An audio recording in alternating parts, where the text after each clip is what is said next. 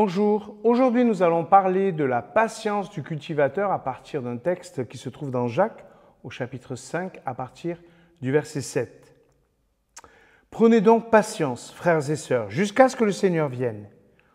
Voyez comment le cultivateur prend patience, attendant les précieux fruits de la terre, jusqu'à ce qu'il en reçoive les premiers, puis ceux de l'arrière-saison. Prenez patience vous aussi, soyez pleins de courage, car la venue du Seigneur est proche. Pourquoi la patience est-elle aussi indispensable à la vie du disciple? Parlons de la situation. Nous vivons dans un temps qui n'est pas définitif. Ce n'est pas le dernier. Et nous semons pour des fruits qui viendront dans un autre temps.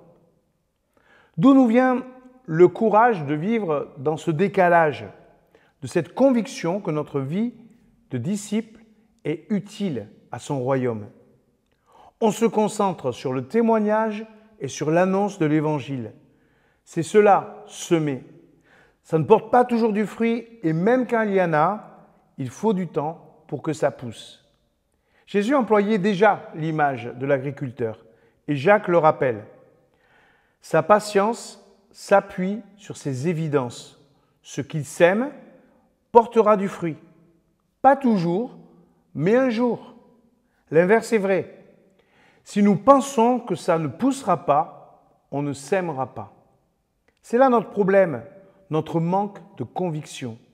Nous ne croyons pas assez en l'efficacité de notre témoignage.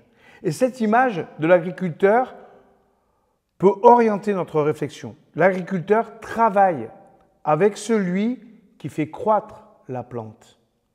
Et cette action de Dieu se fait suite à notre démarche de semer. Si nous ne semons pas, c'est sûr, ça ne poussera pas. Comprendre notre mission, notre rôle relatif, mais aussi le résultat attendu est essentiel pour entrer avec patience dans notre vie de disciple.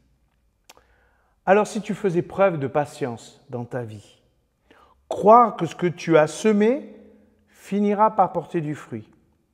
Savoir attendre, c'est aussi savoir agir.